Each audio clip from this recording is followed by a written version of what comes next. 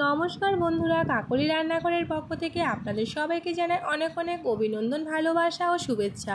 বন্ধুরা, আমার আজকের রেসিপি বাঙালিদের অতি পছন্দের পায়েস, পরমান্ন বা মিষ্টান্ন, যেটাই বলে থাকি না কেন, প্রত্যেক বাঙালিদের যে কোনো শুভ কাজে পায়েস ছাড়া একদমই চলে না। সেটা প্রত্যেকের ঘরে ঘরেই হয়ে থাকে। সেই পায়েসটা আমি কিভাবে তৈরি করি সেটাই আজকে আপনাদের সাথে শেয়ার করব। তার জন্য সবার প্রথমে 200 গ্রাম গোবিন্দভোগ চাল জল ঝরিয়ে নিয়েছি। চালের মধ্যে সবার প্রথমে দিয়ে দিলাম 1 চামচ ঘি। ঘিটা খুব ভালো করে মাখিয়ে নিলাম। অন্যদিকে আমি এখানে নিয়েছি 2 কেজি লিকুইড দুধ। বন্ধুরা, পায়েস তৈরি করতে দুধের একটা মাপের প্রয়োজন হয়। 100 গ্রাম চালের সাথে 1 কেজি দুধ পারফেক্ট। আমি এখানে 200 গ্রাম চালের সাথে 2 কেজি দুধ নিয়ে নিলাম। দুধগুলোকে আমি হাঁড়িতে নিয়ে গ্যাস ওভেনটা জ্বালিয়ে বসিয়ে দিয়েছি। বেশ কিছুক্ষণ দুধটাকে ফুটিয়ে নিতে হবে। দুধের মধ্যে 2টো তেজপাতা ছিঁড়ে দিয়ে দিলাম। বন্ধুরা, এইভাবে পায়েসটা তৈরি করে নিলে খেতে খুবই ভালো লাগে। আর পায়েসের দুধের আর চালের মিষ্টির পরিমাপটা ঠিকঠাক থাকলে পায়েস একদম পারফেক্ট তৈরি হবে। দেখুন, এখানে দুধটা ফুটে উঠেছে। বেশ কিছুক্ষণ দুধটাকে আমি জ্বালিয়ে নিয়েছি। এবার কিছুটা দুধ আমি একটা বাটিতে তুলে নেব।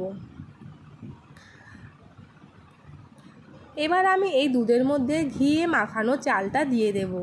চালের মধ্যে এরকম ঘি মাখিয়ে পায়েস তৈরি করলে পায়েসের খুব সুন্দর একটা গন্ধ ছাড়ে। চালটা দিয়ে খুব ভালো করে আমি দুধের সাথে মিশিয়ে নিলাম। এতে করে চালটা দলা পাকিয়ে যাবে না। এবার আমি এর মধ্যে দিয়ে দেব 1/2 চামচের কম নুন।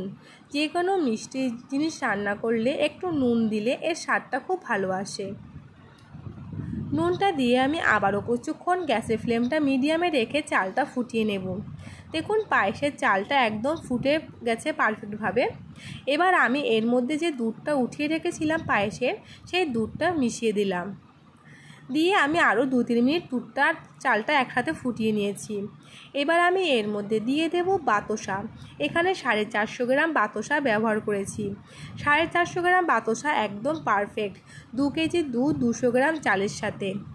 দিয়ে দিচ্ছি 4টে থেতো করা এলাচের দানা। দিয়ে দিচ্ছি কিশমিশ। এখানে আপনারা কাজু বাদামও ব্যবহার করতে পারেন। বাতাসার বদলে কিন্তু বন্ধুরা চিনি বা মিশ্রিও ব্যবহার করতে পারেন, কিন্তু পায়েসের চালটা ফুটে যাওয়ার পরে মিষ্টিটা ব্যবহার করবেন। সব কিছু দিয়ে আরও 2 মিনিট আমি চালটাকে ফুটিয়ে নিলাম। ব্যাস, তৈরি হয়ে গেল দারুণ স্বাদের, দারুণ টেস্টি পায়েসের রেসিপি। আপনারা দেখেই বুঝতে পারছেন এটা কতটা লোভনীয় হয়েছে। তাহলে বন্ধুরা, আপনারা ঝটপট একবার হলেও এই পায়েসের রেসিপিটা বাড়িতে ট্রাই করে ফেলুন। আর সেটা কেমন হয়েছে আমাকে জানাতে একদমই ভুলবেন না। ভালো লাগলে লাইক শেয়ারের অনুরোধ রইল। আর এই রকম নতুন সহজ ধরনের রেসিপি পেতে আমার চ্যানেলটিকে নতুন বন্ধুদের কাছে অনুরোধ, অবশ্যই সাবস্ক্রাইব করে আমার পাশে থাকবেন। তাহলে আজকে আমি এখানেই বিদায় নিচ্ছি। পরবর্তীতে নতুন ভিডিও নিয়ে চলে আসবো। ততদিন ভালো থাকুন, সুস্থ থাকুন।